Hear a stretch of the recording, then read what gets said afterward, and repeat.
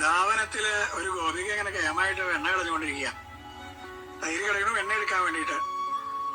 അവളുടെ ശ്രദ്ധ വേറെ എവിടെയുമാണ്. കണ്ണന്റെ പൊന്നു പാദസ്ഥലങ്ങളുടെ ശബ്ദം കേൾക്കുന്നുണ്ടോ? ആ പൊന്നോടക്കുള്ളിന്റെ ശബ്ദം കേൾക്കുന്നുണ്ടോ?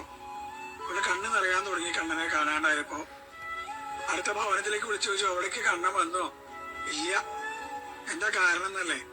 തലേ ദിവസം ആ ഗോപികമാരെല്ലാവരും കൂടി യശോദമ്മയുടെ അടുത്ത് പോയപ്പോ അവൾ പറഞ്ഞു, കണ്ണനെ കൊണ്ടുള്ള ശല്യം സഹിക്കണില്ല കേട്ടോ, എന്നും വെണ്ണയും മോരും പാലും ഒക്കെ കട്ട് കുടിക്കുക കണ്ണെന്ന്.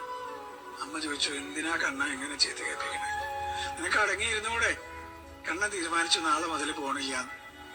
അവര് വെണ്ണയും തൈരും മോരും പാലും ഒക്കെ ഉണ്ടാക്കണത് വിൽക്കാൻ മാത്രല്ല, അവരുടെ കണ്ണനെ കട്ടുപിടിക്കാൻ കൂടി വേണ്ടിയിട്ടാണ്.